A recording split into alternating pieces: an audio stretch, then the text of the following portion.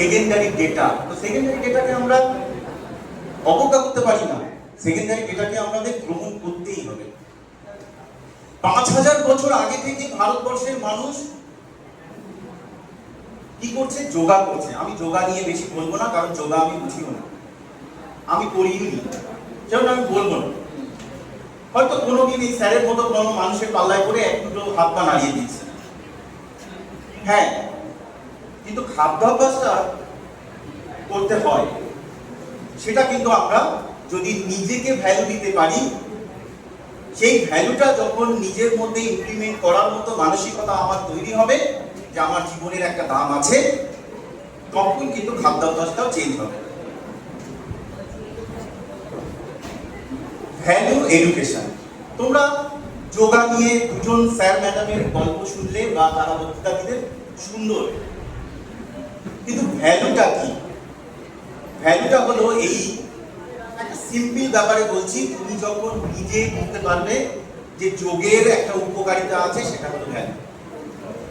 তো ভ্যালু দিতে গিয়ে তোমরা সবাই উঠবি টিচার, তোমাদের প্রত্যেকেরই কেউ না কেউ 2 জন 4 জন 5 জন 10 জন করে স্টুডেন্ট আছে, বা আগামী দিনে আরো 100 200 300 400 করে স্টুডেন্ট হবে। সেই সময় তোমরা ভ্যালু এডুকেশন স্টুডেন্টদের মধ্যে কিভাবে গ্রো করাবে, তার আগে নিজেদেরকে বুঝতে হবে হু অ্যাম আই, আমি কে? বলো তো আমি কে? হ্যালো, সবাইকে বলছি, পেছনে কি এখনো গান হচ্ছে? আমি বলছি যে হু অ্যাম আই, আমি কে? আমি মানুষ। এটাকে ব্যাখ্যা করতে গেলে স্যার অনেকটাই বড়, কারণ আমি যে শুধু মানুষ বলো বলো, দাঁড়িয়ে বসে যা খুশি করে বলো। বলছি যে আমি যে শুধু কেবলই একটা রক্ত মাংসের মানুষ তা নয়, আমার কি বৈশিষ্ট্য রয়েছে, কি ব্যক্তিত্ব রয়েছে, আমার কি নৈতিকতা রয়েছে, আমি মানুষের সাথে কিরকম কেমনভাবে ইন্টারাকশন করতে পারছি, তার মধ্যে আমার কতটা ইমপ্রেশন রয়েছে, ভালো কিনা খারাপ, সব কিছু নিয়ে হচ্ছে মানে একদম খুব ভালো। তাহলে আমরা আগে কাউকে কিছু শেখানোর আগে জানবো আমি কে। আমি কাকে শেখাবো? ছোট ছোট বাচ্চা, সবাই শিশু, পেডাগজিক ভাষায় সবাই শিশু, 12 ক্লাস অবধি সবাই শিশু, ইভেন কলেজে যারা পড়ে তারাও শিশু। হ্যাঁ, অবশ্যই শিশু। কেন? তাদের মনটা শিশু। তাহলে আগে আমি নিজেকে জানবো, আমার নিজের মধ্যে সেলফ অ্যাওয়ারনেস তৈরি করব, আর কি করব? আইডেন্টিটি তৈরি করব, আর একটা ইনার ভ্যালু তৈরি করব। তাহলে আমি কে, এটা করার জন্য, এটা জানার জন্য আগে আমাকে বুঝতে হবে আমাকে কি কি হতে হবে। দেখো, আমার মধ্যে অনেস্টি আনতে হবে।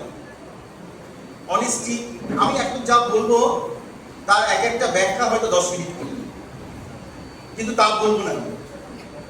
আমি কি রেসপন্সিবল কিনা, আমি হেল্পফুল কিনা, আমি রেসপেক্টফুল কিনা, আমি ডিসিপ্লিন কিনা, আমি কাইন্ড কিনা, আর অনেক কিছু ঢোকাতে পারবে এর মধ্যে। কারণ এডুকেশনে কোনো সীমা নেই, শেষ নেই, আর অনেক কিছু ঢোকাতে পারবে। তাহলে আমি প্রত্যেকের জায়গায় আমি কে, এটা আমরা আগে জানবো। কেন জানবো? এই কারণে,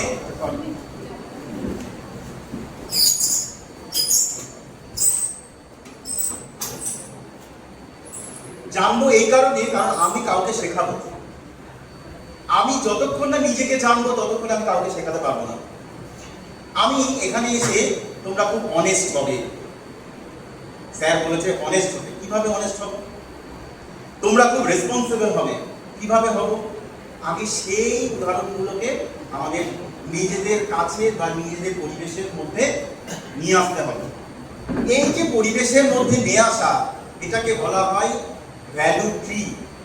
ভ্যালু ট্রি মানে কি? একটা গাছের যেরকম অনেক ডালপালা থাকে, অনেক কিছু পাতা থাকে, অনেক ফল থাকে, সেগুলোকে বাদ দিয়ে যেরকম গাছ হয় না, সেরকম আমিও আমার সাইডে একটা এমন সার্কেল তৈরি করব, যেমন স্যারের সার্কেল কি তৈরি করেছেন যে পৃথিবীতে যত লোভী জিনিসই আসুক না কেন, সেটা যদি ব্রিটিশ হয় আমি খাবো না, বা আমেরিকার হয় আমি খাবো না, বা সেটা যদি প্রসেস হয় আমি খাবো না।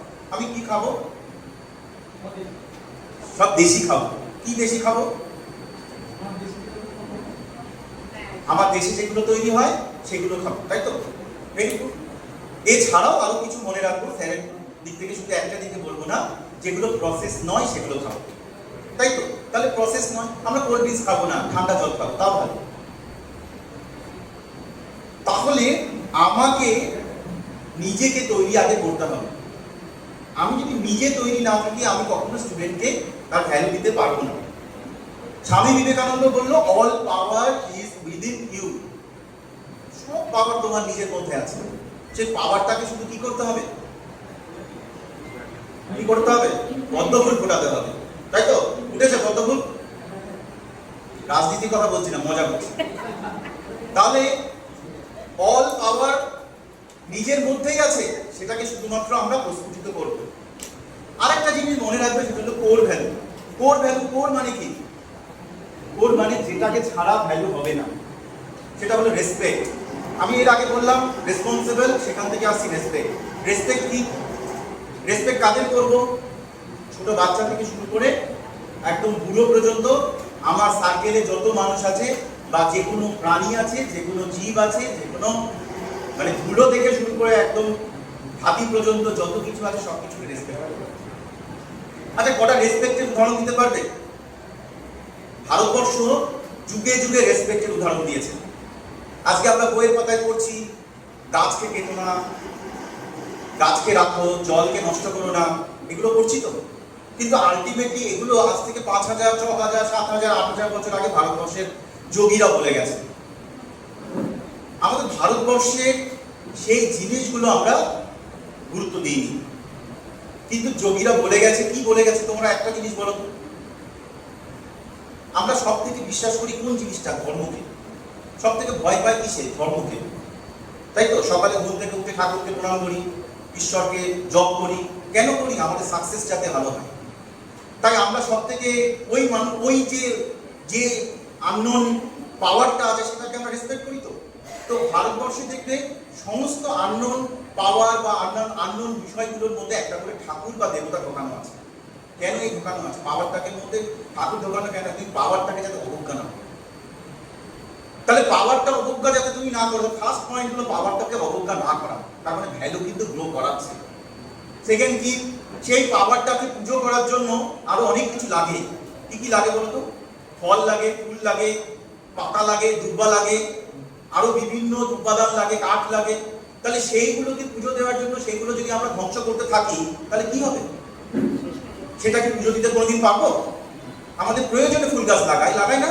দুটো কারণে লাগাই। একটা মনকে শান্ত রাখার জন্য, ভালো রাখার জন্য আমার গার্ডেন হয়েছে, আর একটা কিসের জন্য করি? পূজা করতে